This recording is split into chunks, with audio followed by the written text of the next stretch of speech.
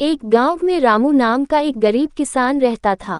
रामू की मेहनत और ईमानदारी पूरे गांव में मशहूर थी, लेकिन उसके पास केवल एक छोटा सा खेत था, जिससे बमुश्किल उसके परिवार का गुजारा हो पाता था।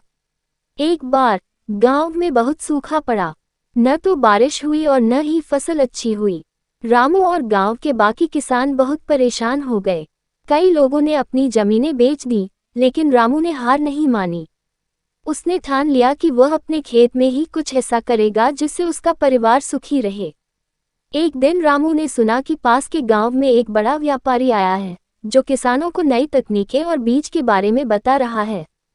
रामू ने तुरंत अपने खेत का काम छोड़कर उस व्यापारी से मिलने का निर्णय किया।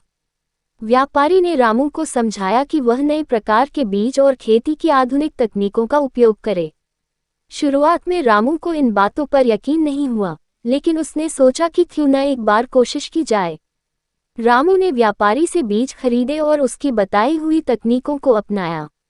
उसने अपने खेत को अच्छे से तैयार किया, समय पर पानी दिया और नई तकनीकों का पालन किया। कुछ महीनों बाद रामू की मेहनत रंग लाई। उसके खेत में बहुत ही अच्छी फसल हुई। इतना ही नहीं, उसकी फसल पूरे गांव में सबसे अच्छी थी। अब रामू की हालत सुधरने लगी थी। उसने न केवल अपने परिवार का गुजारा अच्छे से किया, बल्कि अपने बच्चों को अच्छे स्कूल में पढ़ने भी भेजा। धीरे धीरे रामू ने अपने खेत को और बढ़ाया और दूसरे किसानों को भी नई तकनीकों के बारे में बताया। रामू की कहानी पूरे गांव के लिए प्रेरणा बन गई। सबको ये सीख मिला कि मेहनत, धैर्य और नई तकनीकों को अपनाने से जीवन में कितनी भी बड़ी मुश्किलें क्यों न हो, उन्हें आसानी से पार किया जा सकता है।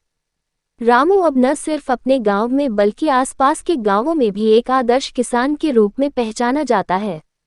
उसकी कहानी बताती है कि यदि हम अपनी मेहनत और नई सोच के साथ आगे बढ़ें, तो कोई भी बाधा हमें रोक नहीं सकती।